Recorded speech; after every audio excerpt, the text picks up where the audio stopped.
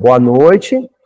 Vamos iniciar então mais um miudinho. Hoje eu organizei aqui o slide, né, de abertura que estava desatualizado. Peço desculpa, pessoal da internet.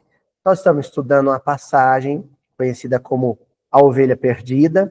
É uma das versões da Ovelha Perdida. Tem uma versão mais que eu particularmente acho mais completa, mais rica, que é a de Lucas, que está ali na introdução do filho pródigo, da parábola dos dois irmãos, é o do filho pródigo. Mas tem essa versão mais enxuta, mais concisa, do Evangelho de Mateus também.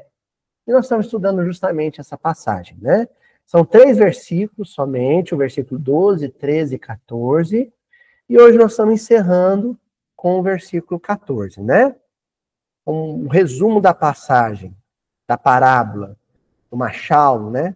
Jesus diz assim: que pastor que tendo 100 ovelhas, se uma se desgarra, ele não deixa as 99 e vai socorrer essa uma que se desgarrou. E ao encontrá-la, ele tem imensa, enorme alegria, enorme júbilo, né? Esse é o resumo da passagem. Do que Jesus está falando? Para a gente resumir mais ou menos, até porque hoje temos visitas de Uberlândia, né? A Julinha e o Guilherme estão visitando a gente aqui. Pegaram estrada, vieram só para estudar com a gente essa noite, né? Corações amados, que bom que vocês vieram. E então, só para eles entenderem o que a gente está conversando aqui, Jesus, ele faz um trabalho de metáfora, né, de apresentação de uma metáfora, que é a metáfora dos pequeninos, só que dentro de 2 perspectivas diferentes.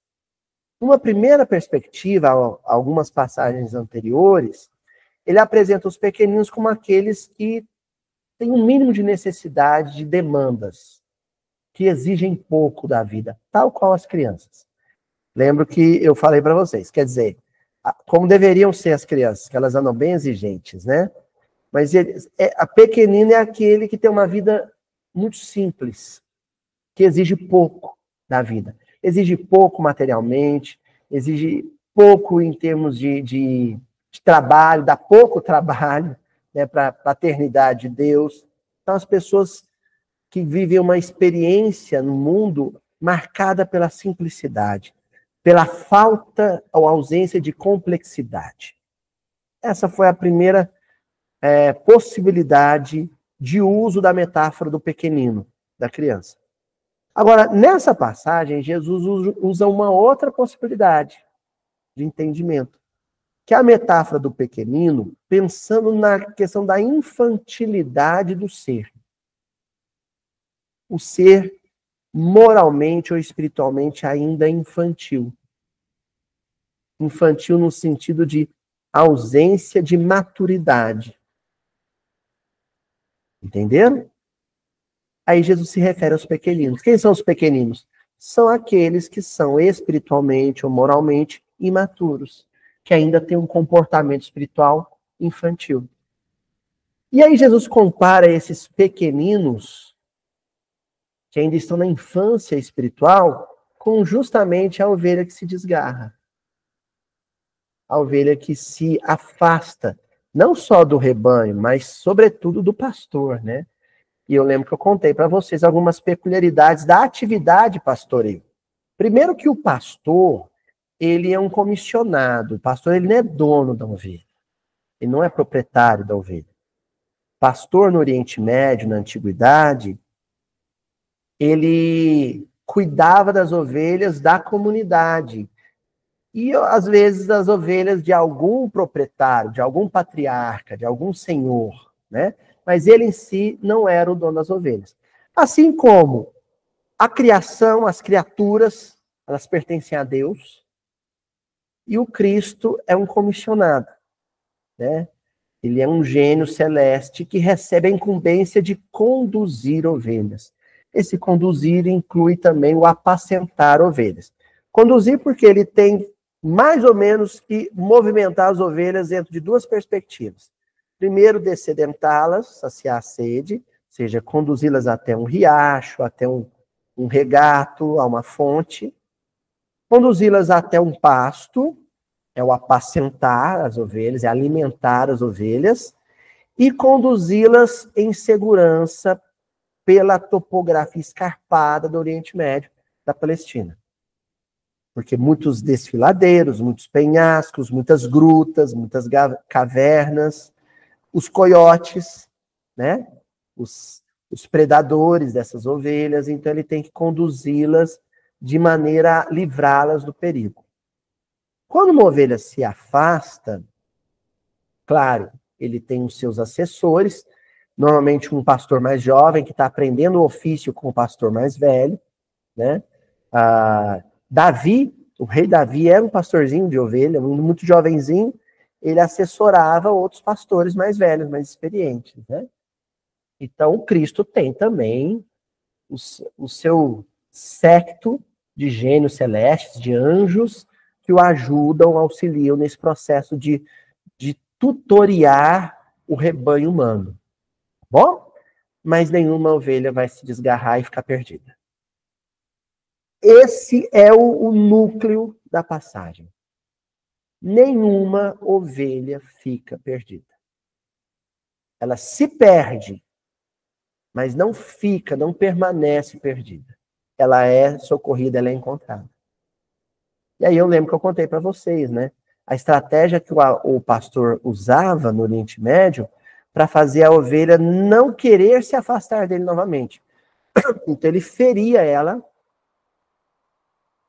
o nervo, machucava, né, a patinha dela. Quem lembrar também aquela passagem de Jacó, né? Na luta dele com o anjo fere ele na perna. Vocês se lembram disso? Ele começa a mancar. É um ciático. O ciático é terrível. Machuca ele ali no ciático, não pode caminhar, a ovelha não pode caminhar, e aí o pastor pega ela e põe nos ombros. Vocês já viram pinturas assim, né, representações assim do pastor com a ovelha aqui nos ombros, né? É isso. Ao colocá-la nos ombros, enquanto ela tiver, ele faz o curativo, enquanto ela estiver se recuperando do ferimento, ela fica constrangida a caminhar nos ombros dele. Então ela vai se afeiçoando olfativamente ao cheiro do pastor. Então ela nunca mais se afasta a uma distância tal que ela não consiga sentir olfativamente a presença do pastor. Ela se afeiçoa a ele, se apega a ele. E vai estar sempre relativamente próxima dele por causa do odor dele. Mais ou menos a experiência que todos nós vivemos nos momentos em que a gente se afasta, se distancia do Cristo, né? Atraídos por alguma distração, e o mundo é cheio de distrações. Distrações financeiras, distrações políticas, distrações acadêmicas, distrações familiares, distrações físicas, sensoriais, né? A gente se distrai e se afasta. E aí, alguma circunstância da vida nos fere para nos constranger a um período de maior proximidade com Cristo. Normalmente é assim, né? A gente passa por um perrengue, um problemão, e aí logo, imediato à resolução do problema, quando a ferida cicatriza, ou melhor, enquanto a ferida cicatriza, a gente fica mais agarrado a Jesus. Não é assim? A gente reza mais, fica mais assíduo ao ambiente de convívio religioso, a gente busca mais a boa leitura, né, a leitura religiosa, a gente fica mais religioso. Até o momento em que a gente consegue se emancipar mais dessa experiência religiosa, no sentido em que a gente permanece espiritualmente ligado a Jesus em qualquer circunstância. Como assim, Luiz? A gente não precisa mais estar no centro para estar em sintonia. A gente pode estar numa festa de formatura e estar em sintonia. A gente pode estar no trabalho, né, com as demandas profissionais e estar em sintonia. O que é esse estar em sintonia? É estar sentindo o cheiro, o perfume de Jesus. E sabendo, bom, eu ainda estou seguro, eu ainda estou a uma distância segura. Enquanto eu estiver sentindo a presença dele intimamente, eu estou numa distância segura. Resumido? Vamos para o versículo de hoje? Então vamos lá. Boa noite, Adriano. Boa noite, Ana Cristina. Sejam bem-vindas. Né? Então, Mateus, capítulo 18, hoje o versículo que fecha essa parábola, que é o versículo 14. Assim, não é da vontade de vosso Pai, que está nos céus, que se perca nenhum destes pequeninos, as ovelhas. Bom, eu destaquei um nenhum, mas não vamos falar de nenhum, a gente vai falar de todos. Se nenhum vai se perder, quer dizer que todos vão se salvar. Entendeu? Se nenhum vai se perder, é uma das várias técnicas do miudinho, viu, Guilherme?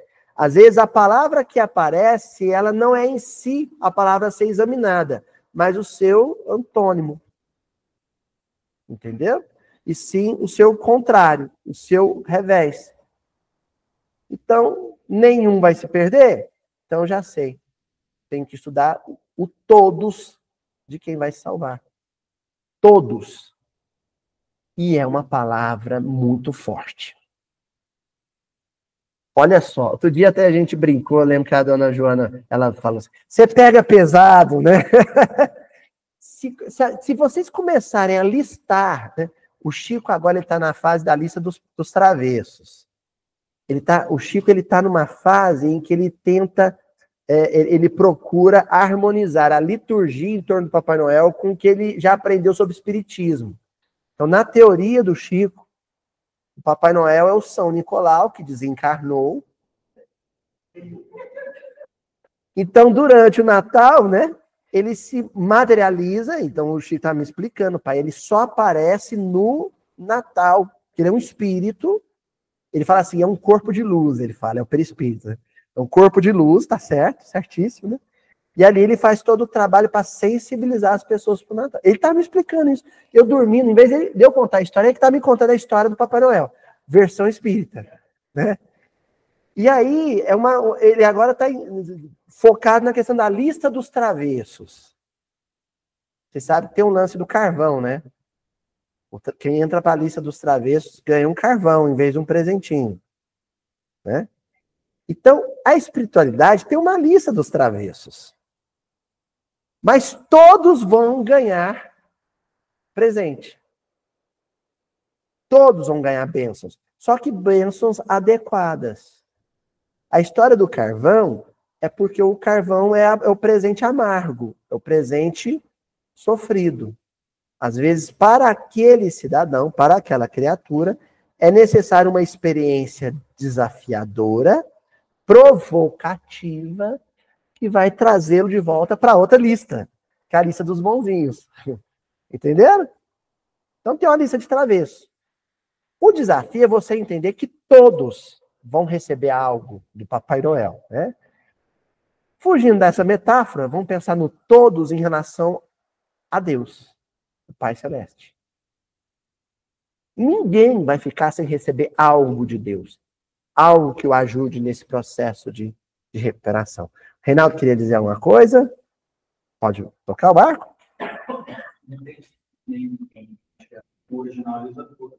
É todos, né? Eu dei uma olhadinha antes. Então, todos mesmo. Isso aqui é uma adequação na tradução que se utilizou, né? Nenhum ficará perdido, ou nenhum dos pequenos vai se perder, mas é referente a todos. A palavra é forte. Porque quando você pensa na lista dos travessos, né, dona Joana? A lista dos travessos na política, a lista dos travessos na criminalidade, a lista dos travessos em família. Ai, a lista dos travessos na família. Ai, a lista dos travessos da família, né? Então você começa a pensar em nomes, em pessoas públicas às vezes, começa a entrar estadistas, governantes, personagens históricos, né? Quando você começa a fazer a lista dos travessos, aí nós, na nossa pobreza espiritual, a gente fala assim, mas é todos mesmo? É todos. Sem exceção. Não tem uma cláusula, né? Não, rodapé do contrato, não. É certo. É todos mesmo. Todos irão receber a assistência do bom pastor. Pensem no pior ser humano que vocês conhecem. Imagina o pior ser humano que vocês conhecem. Vai ser salvo. Estão vendo como todos é forte? Só que eu tenho uma outra proposta para a noite de hoje. Como não dá para analisar caso a caso, eu tenho uma outra proposta que me ocorreu quando eu estava lendo o Livro dos Espíritos. Eu não gosto de ficar muito tempo sem ir no Livro dos Espíritos. De vez em quando eu vou lá, ele está de bobeira, ele já fica lá na minha mesa, né, no meu escritório. Eu já pego o Livro dos Espíritos, às vezes eu abro ao acaso. E a semana eu estava estudando a questão 789 do Livro dos Espíritos. E me ocorreu o seguinte: e se a gente saísse do micro, do estudo de casos específicos, de indivíduos, e pensasse nas coletividades humanas, nos grupos humanos, nos países, nos povos, nas etnias, nos agrupamentos, como ovelhas? Algum país do mundo, ou algum povo do mundo, alguma nação do mundo, vai deixar de ser salva? Quando Jesus pensa no projeto dele para a Terra, ele exclui alguma comunidade, alguma sociedade humana? Não, é esse. Vocês sabem que isso que eu estou falando parece uma pergunta meio óbvia a resposta, né? Mas pode ser óbvia para muitos de vocês aqui, ou para todos de vocês. Mas para muita gente no movimento espírita não é óbvia, não. Tem muita gente no movimento espírita que entende de forma torta, constrangedoramente torta, a ideia do Brasil como pátria do mundo e coração do evangelho. Para muita gente, só um país vai ser salvo. Para muita gente, sabe aquele nacionalismo ufânico e psicótico? Para muita gente, o único país do mundo que vai ser salvo é o Brasil. Até porque, para muita gente, o único país espírita do mundo é o Brasil. E para muita gente, só quem vai ser salvo é espírita. Vocês entenderam?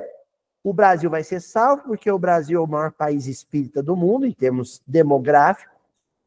E o espírita que vai ser salvo porque...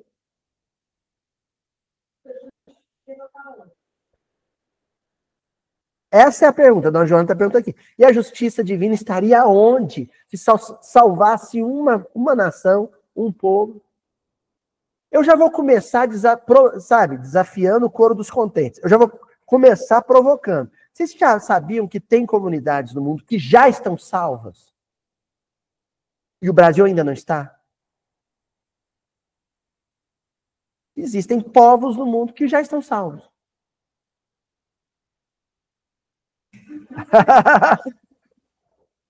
Como assim, Luiz? A gente já estudou os pequeninos no sentido daqueles que são descomplicados e desprovidos de complicação. Povos simples, espiritualmente simples. E eu sei que tem gente que está imaginando, a Suíça, porque lá eles não jogam palito de picolé no chão. Não é isso. Eu estou falando de aldeamentos no coração da África, aldeamentos no coração da Amazônia. Vamos esquecer as fronteiras geopolíticas um pouco? Vamos pensar nas comunidades? Existem aldeamentos de pessoas extremamente simples no interior da Ásia, no interior da Índia, que socialmente estão muito bem resolvidas. Ali o Cristo tem muito pouco para fazer. Ah, mas lá não chegou a internet. Talvez por isso. Talvez por isso. A nossa ideia de civilização é uma ideia muito baseada no neocolonialismo europeu do século XIX.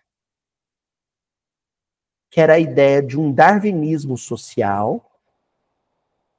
Sabe, o Charles Darwin, a seleção natural dos aptos e os não aptos. E isso, lá no século XIX, uma turma na Europa justificou o domínio europeu na África e na Ásia com uma certa paternidade civilizatória da Europa. A Europa é evoluída, as civilizações europeias são superiores, as civilizações africanas, sobretudo, são inferiores, e cabe aos europeus conduzir os africanos no caminho da evolução. Aí o pessoal que tem isso, sabe, entranhado no psiquismo, quando vai ler a questão 789, acha que os espíritos estão falando disso, dessa missão civilizatória europeia. Quando lá no livro Brasil, Coração do Mundo, Pátria do Evangelho, Humberto Campos faz é o contrário, viu? Os primeiros capítulos, e eu estou dizendo isso, e tem muitos irmãos meus da Europa acompanhando isso da agora, inclusive os irmãos de Portugal que vieram aqui, né? Que visitaram a gente, eles estão escutando isso e eles são conscientes disso. A Europa adoece de forma terminal na Primeira e na Segunda Guerra Mundial. Eu diria antes, durante o neocolonialismo do século XIX. E Kardec viveu esse contexto. O Livro dos Espíritos está sendo escrito nesse contexto, hein? A atrocidade que a Bélgica promoveu no Congo, Leopoldo II da Bélgica, esta é uma ovelha que já foi resgatada ou será resgatada, mas quando a gente pensa na existência desse espírito como monarca da Bélgica no século XIX, esse era um coração perdido. Porque a exploração, a truculência, o holocausto que se realizou no Congo durante o século XIX não foi promovido por um Estado, e sim por uma pessoa. O Congo era propriedade privada do Leopoldo II. Eu conheci as pessoas, conversei com elas, as pessoas que sofreram as consequências do neocolonialismo praticado naquele período. É onde a gente se questiona, quem que é o civilizado? Quem vivia de forma comunitária, uma partilha comunitária, harmônica, no interior da floresta congolesa, ou quem chegou com metralhadora e com bomba e submeteu essa população? Quem que era o civilizado? Então, essa questão 789 vem questionar o conceito, primeiro, o conceito de civilização, segundo, dizer, a nação que não se civilizou numa perspectiva do porvir. Não é a civilização na perspectiva dos homens, é a civilização na perspectiva de Deus, do Cristo. É o reino de Deus. E aí a pergunta que vai surgir, e a gente vai respondendo ao longo do estudo, é: essas nações da barbárie bélica, essas nações armadas até os dentes, essas nações dos exércitos, essas nações do dinheiro, sabe, do capital, essas nações, serão salvas? Serão salvas. E eu já vou adiantar. Por dois meios. Primeiro, a dor. Sofrimento. Segundo, o exemplo oferecido pelos aldeamentos mais simples da terra. A Nova Jerusalém é uma aldeia. Essa é a ideia que eu trabalho no livro. Aproveitar para fazer um merchan, viu, gente? O Legado das Aldeias, livro que eu escrevi, encomendado pelo Wagner Moura. O livro pertence, ele é da Fraternidade Sem Fronteiras. Toda a venda do livro, tudo que o livro arrecadar, vai ajudar a manter os projetos da ONG Fraternidade Sem Fronteiras. E o tema do livro é basicamente esse que a gente está discutindo aqui. Como a cultura, a mentalidade, o Ubuntu das comunidades de origem banto no interior da África é extremamente próxima, extremamente afinada com a proposta civilizatória do Cristo no cristianismo primitivo, no cristianismo da primeira hora. Esse é o tema do livro. E nós vamos ver isso aqui hoje. Com essa pergunta aqui, ó, olha a pergunta. O progresso fará que todos os povos da Terra se achem um dia reunidos, formando uma só nação? Aqui tem uma sutileza. Kardec está pensando no mundo sem fronteiras geopolíticas, o que já era um pensamento extremamente sofisticado e avançado para a época. Se a gente pensar que a Europa está brigando por causa de fronteiras geopolíticas. A Alemanha e a França estão se matando em 1870, por volta de 1870, na Guerra Franco-Prussiana, por causa da Alsácia-Lorena, por causa de território. As nações europeias vão tentar resolver isso com a Conferência de Berlim, piora a situação.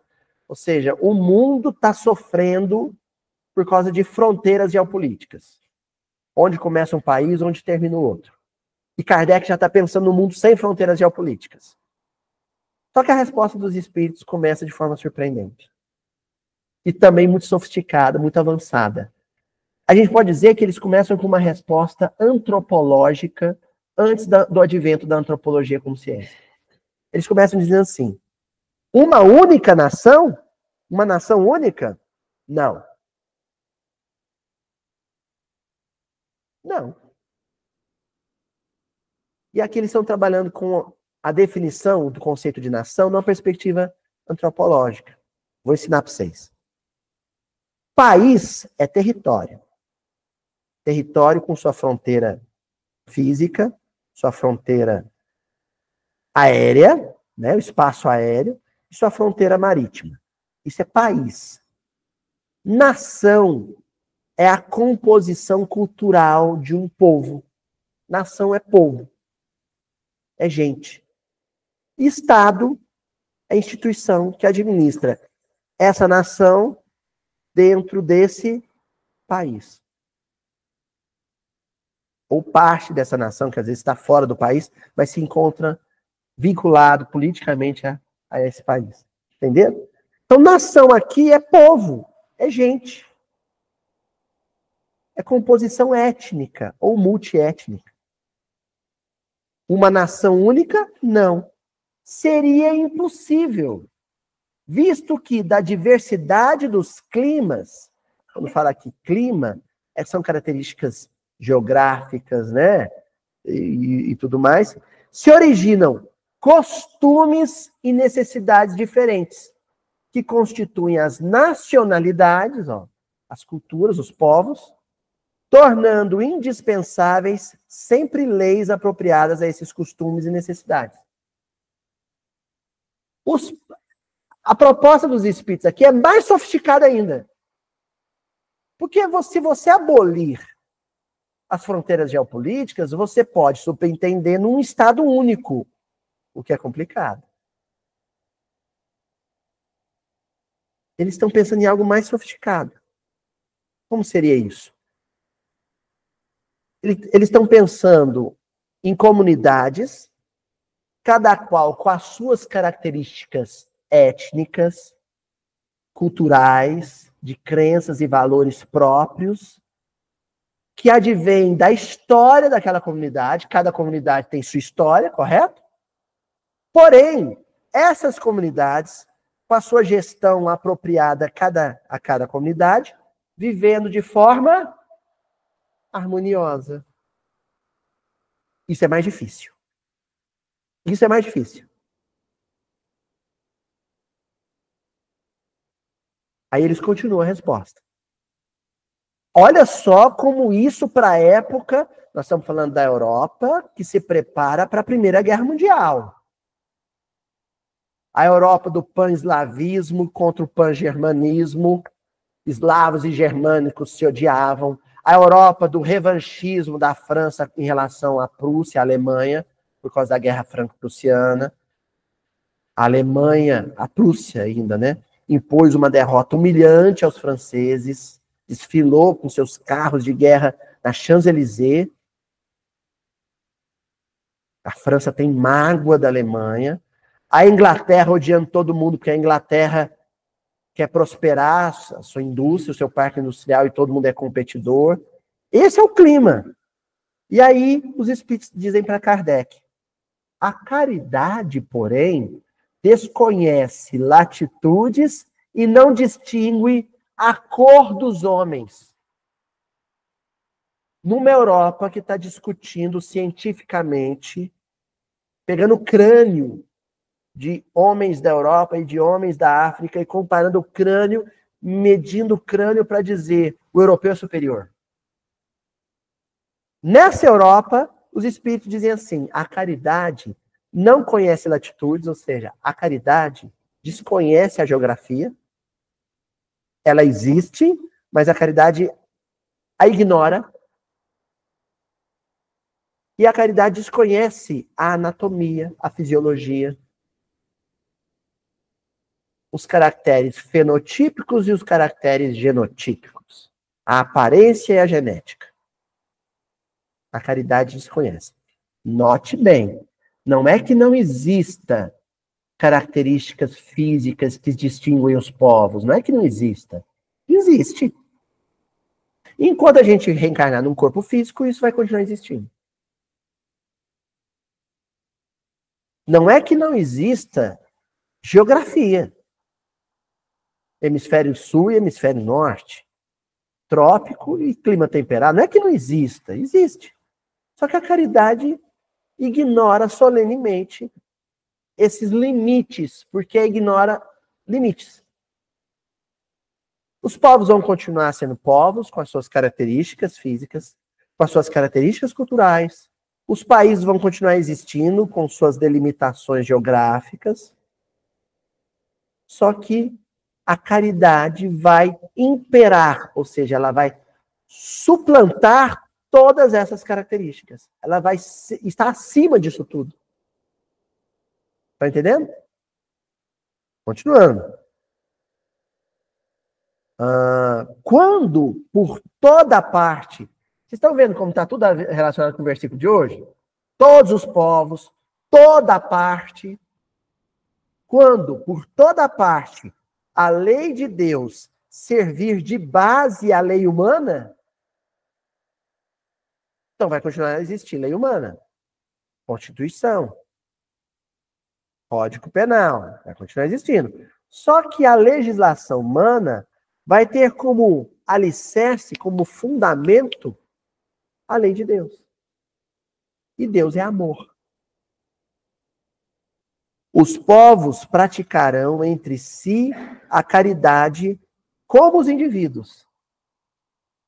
Então, porque entre os indivíduos vai existir harmonia e concórdia, consequentemente e espontaneamente, entre os povos vai existir harmonia e concórdia.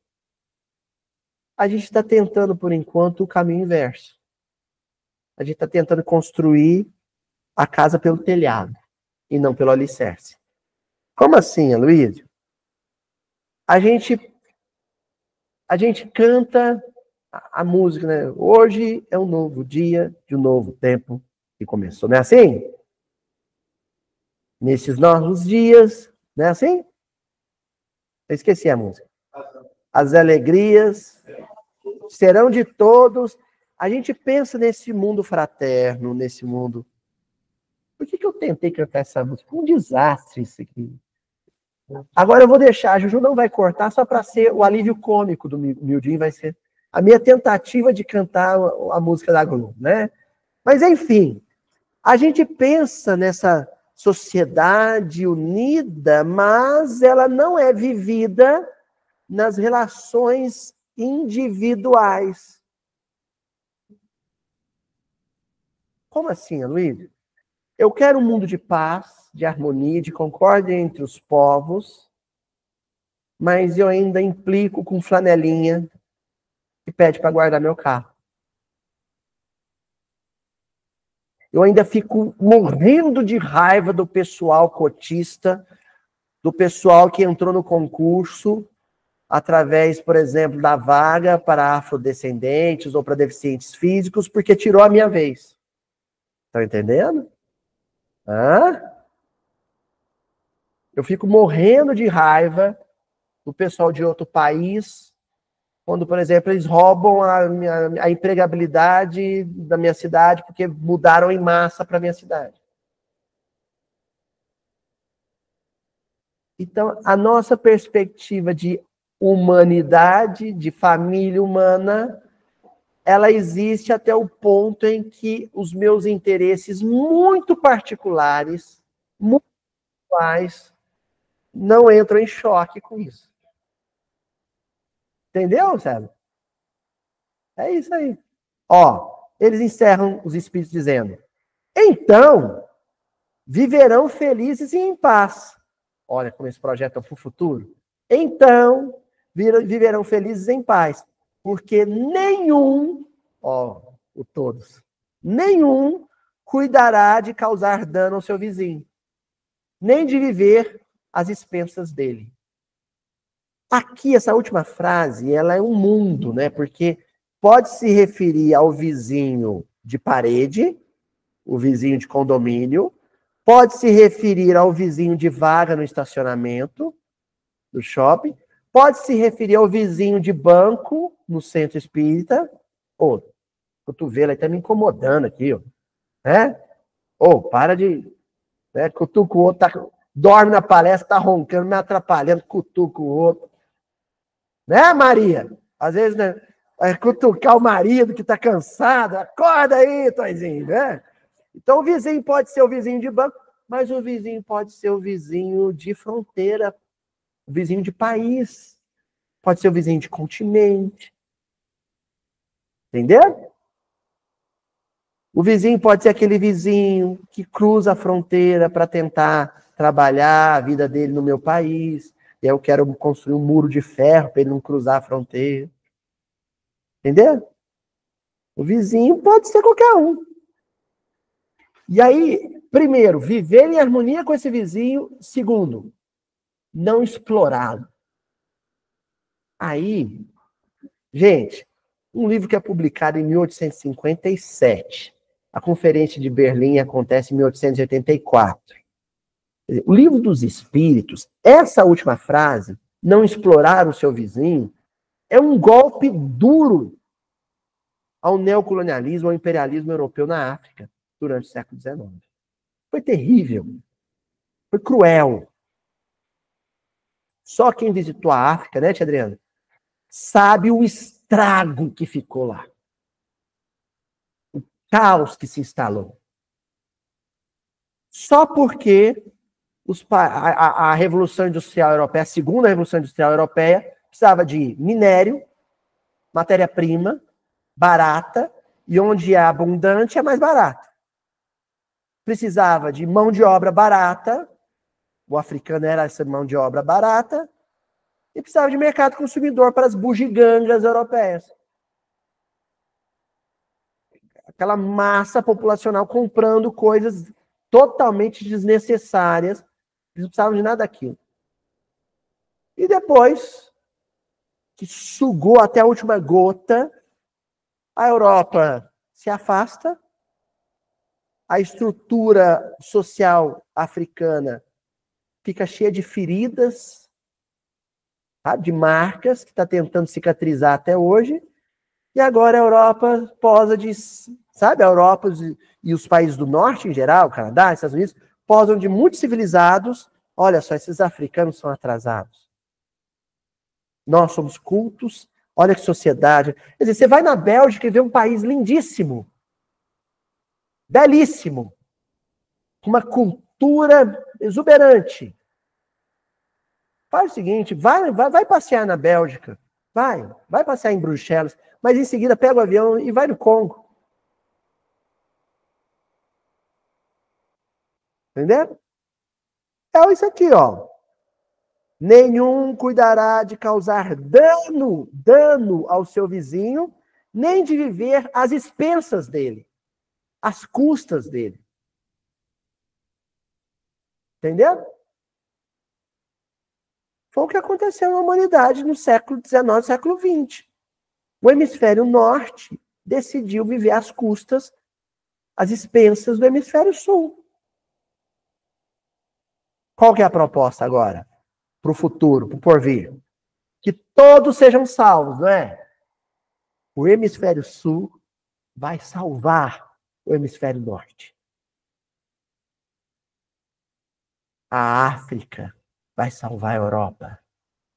O Congo vai salvar a Bélgica. Salvar como, Aloysio? O modo de vida, o estilo de vida, a forma de organização dos aldeamentos do interior da África vão ser referência de sociedade para a sociedade fracassada em degeneração do hemisfério norte.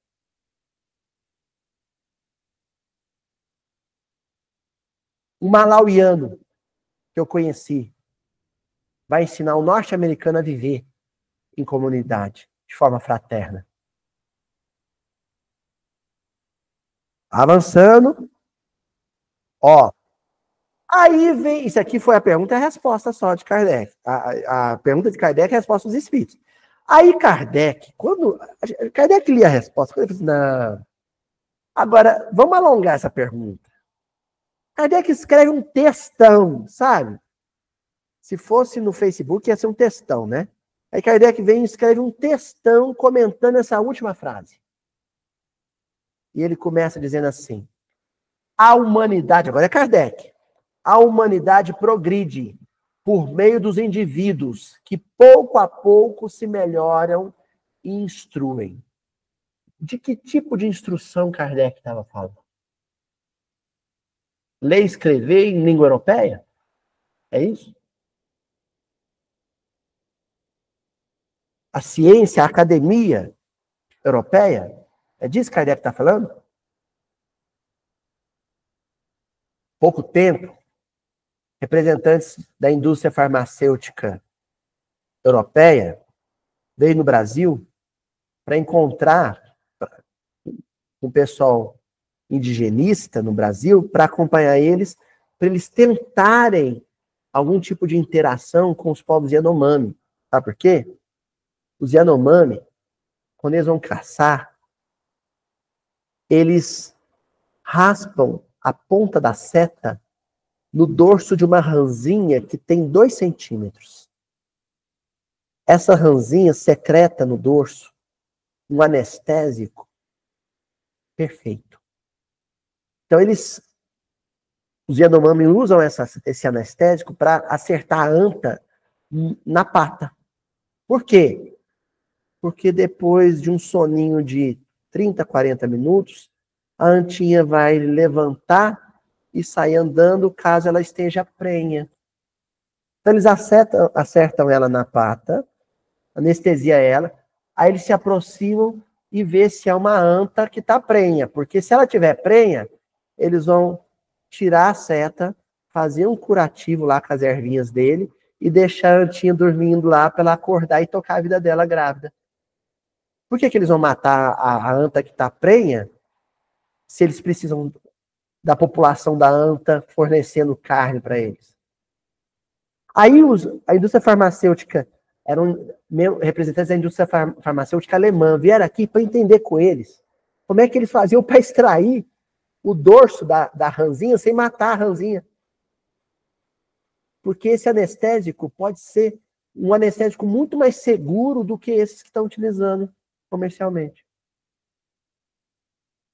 E aí eu pergunto para vocês, quem está instruindo quem? Hã? Quem está instruindo quem? O farmacêutico alemão vem instruir o Yanomami ou o Yanomami está ensinando alguma coisa para ele? Vocês estão começando a entender o título do meu livro, O Legado das Aldeias? A Herança das Aldeias? Ó, vou repetir. Quando estes preponderam pelo número, estes quem?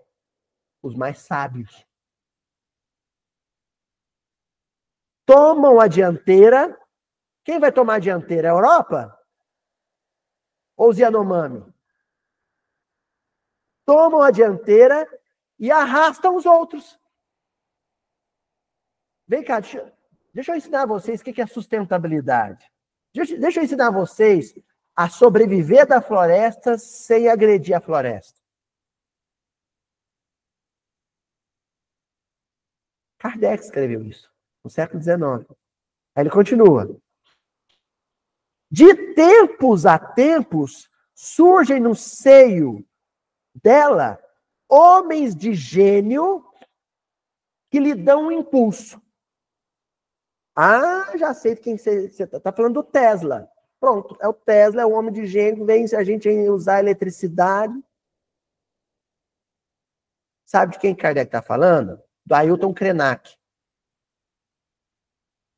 Outro dia eu vi uma entrevista do Ailton Krenak dando entrevista para o Pedro Bial. O Pedro Bial teve que ir lá no Vale do Rio Doce para entrevistar ele, numa ilhazinha, no meio do rio.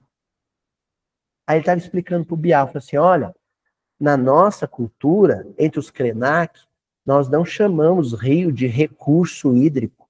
Ele não é um recurso. Você chamar o rio de um recurso pressupõe que o rio existe para você. Que ele foi criado para você. Isso é de um egoísmo, de um egocentrismo existencial absurdo. De que a natureza foi criada para a gente. Não foi. O rio não existe para o homem. O rio existe por si só. A gente é que tem que se adaptar, se adequar a uma maneira de existência que coexista com o rio. Isso eu ouvi de um índio, escritor, mas todos os livros do Ailton Krenak não foram escritos, são ditados. Sabia? Oralidade. Ele dita, alguém transcreve e vira livro. O livro é falado. Isso é o homem de gênio que Kardec está falando aqui. Vem depois, como instrumento de Deus, os que têm autoridade e, em alguns anos, fazem adiantar-se de muitos séculos. Que autoridade Kardec está falando aqui? De presidente? Ah, foi eleito presidente da República da França. Foi eleito o primeiro-ministro da Inglaterra, presidente dos Estados Unidos. Ele é o líder que vai conduzir a humanidade? Madre Teresa de Calcutá tinha algum título político? Chico Xavier tinha algum título? Vou mudar a pergunta. Eles tinham autoridade? Sim. É dessa autoridade. É a liderança espontânea. É aquele sujeito que do nada resolve fazer algo pela comunidade africana e se torna líder de um movimento. É uma liderança espontânea. É uma autoridade espontânea. E aí Kardec encerra essa parte dizendo assim: o progresso dos povos também realça a justiça da reencarnação. Aí começa a complicar. Sabe por quê? Deus governa o mundo. Esses povos variados estão todos sobre o governo de Deus. Como Deus exerce a sua autoridade sobre o mundo? Decidindo quem fica e quem vai.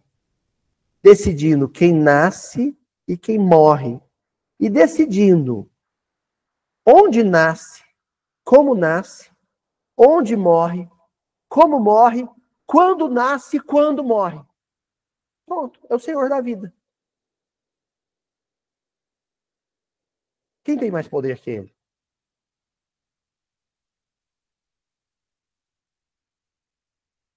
Hã? Quem tem mais poder que este? Que decide onde nasce, onde morre. Hoje eu peguei o Leopoldo da Bélgica. A gente usa personagem histórico porque aí fica impessoal, tá, gente? Já desencarnou mesmo, tem muito tempo, né? O espírito a gente não sabe por onde anda, então, não tem notícia, então há uma licença, né? teológico e espiritual para usá-lo de... Não pode ficar falando de encarnado, aí né, não fala não. Mas vamos pensar o Leopoldo da Bélgica. Aí Deus chama o Leopoldo. Poldinho, vem cá. Você era rei da Bélgica, né? Pois é. Então, você vai reencarnar, meu filho. E não vai ser na Bélgica. Sabe onde você vai reencarnar, meu filho? Lembra do Congo? Você vai reencarnar no Congo.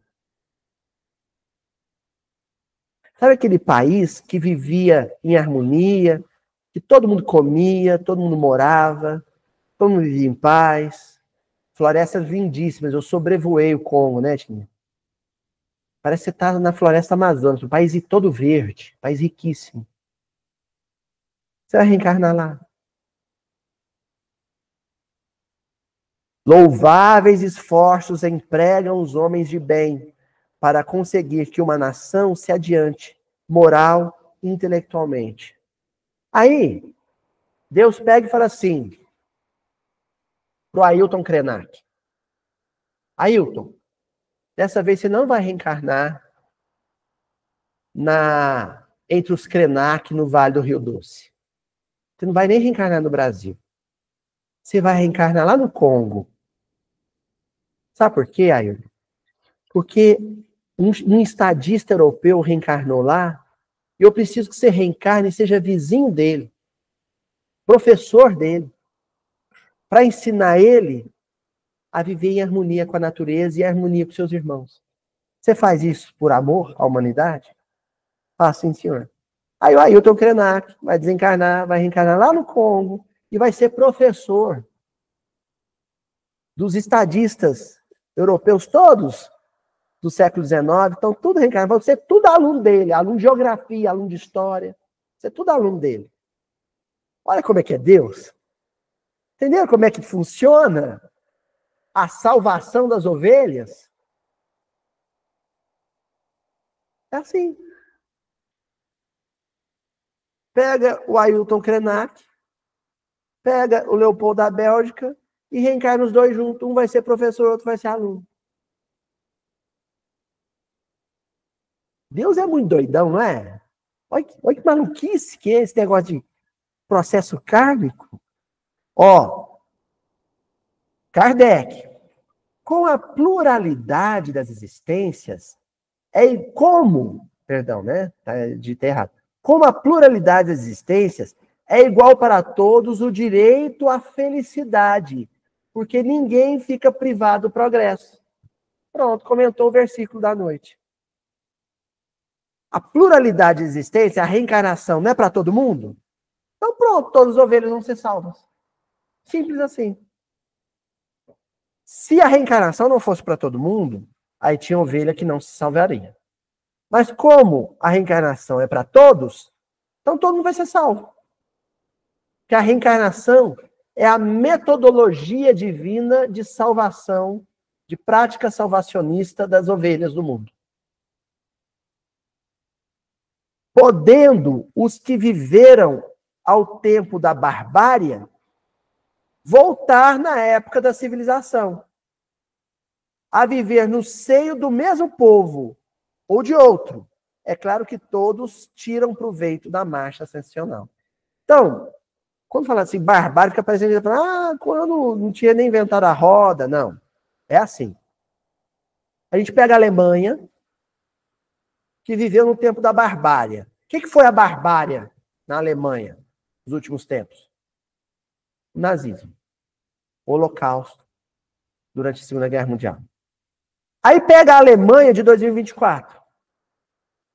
País pacífico, uma cultura exuberante, um povo de bem, certo? Aí muitos daqueles espíritos que viveram a barbárie, mas que estão arrependidos, e que precisam de um impulso para resgatar seus débitos, vão reencarnar agora na civilização alemã do século XXI. E vão conviver com os bons. Vão ainda alguns ter impulsos de recapitulação da barbárie? Bom, alguns sim, outros não. Outros vão ser suficientemente tocados, sensibilizados pelos bons. Aí, por isso que Kardec termina dizendo, todos tiram proveito da marcha ascensional. Mas, diariamente, morrem criaturas em todas as idades. Sabe como é que você faz? Você tem um poço sujo de água. A água está suja. Como é que você faz para purificar aquela água sem despejar o conteúdo fora? Você abre a torneira, o tanque de água suja, você abre a torneira, deixa a água limpa entrar e o tanque transbordar. Entra água limpa, sai água suja. Entendeu? É o fluxo reencarnatório. O tempo inteiro tem gente nascendo, não é? E o tempo inteiro tem gente morrendo. É reencarnando, desencarnando, reencarnando, desencarnando. E cada vez que alguém reencarna vivendo num ambiente cada vez mais civilizado, mais evangelizado. E a cada encarnação vai ser um ser humano melhor. Sem a reencarnação, não tem salvação das ovelhas. Impossível. Kardec diz assim, de tal sorte que todos os dias, não, perdão, vou voltar um pouquinho, incessantemente se renovam na face do planeta. De tal sorte que todos os dias aparece uma multidão delas e a uma outra desaparece. Ao cabo de 1000 anos, olha os prazos que os espíritos trabalham. Entendeu por que a gente desespera? Entendeu, Guilherme? Por que a gente desespera? Porque a gente quer para ontem. Ah, não é possível que em 10 anos o Brasil não vai ser melhor. Não, não vai ser. A gente quer que melhore no mandato de um presidente. Por isso que a gente defende apaixonadamente os nossos candidatos, porque a gente tem a fé ingênua de que em 4 anos, em 8 anos, em 10 anos, ele vai mudar. Ele não vai mudar nem ele. Que dirá o grupo, a comunidade. Os espíritos trabalham com longo prazo. Aqui eu acho que até estão meio otimistas. Aqui, ó. Ao cabo de 1000 anos, já não há naquela nação vestígio de seus antigos habitantes. Então, vamos usar o exemplo que eu estava olhando? E eu estou dizendo aqui porque tem uma família inteira que acompanha a gente lá da Alemanha. Um casal que acompanha a gente lá da Alemanha. Inclusive, prometeu que ia visitar a gente agora em janeiro. Estou esperando eles, hein? Estou esperando vocês. Então, vamos pensar na Alemanha? Quanto tempo vai demorar para que deixe de existir nazistas ou neonazistas na Alemanha? 1000 anos. Entendeu? Quanto tempo vai demorar para deixar de existir senhor de escravo, feitor de escravo no Brasil que odeia negros? 1000 anos. No mínimo. Estão entendendo como é que funciona? Assim. Quanto tempo vai demorar para deixar de existir ser humano norte-americano que odeia mexicano? Morando no país dele, né? Quer dizer, odeia o mexicano, adora guacamole. Tudo bem, mas quanto tempo vai demorar? 1000 anos. Ou 10 mil, ou 50 mil. Está reencarnando. Deus não tem pressa, não, gente. Deus não tem pressa.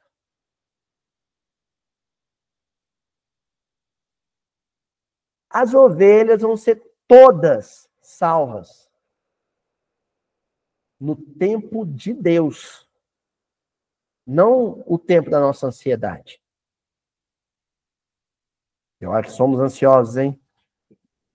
Aqui se nos depara igualmente, tudo isso aqui é texto de Kardec a propósito da questão 789. Aqui se nos depara igualmente a chave do progresso da humanidade inteira. Humanidade inteira. Todos.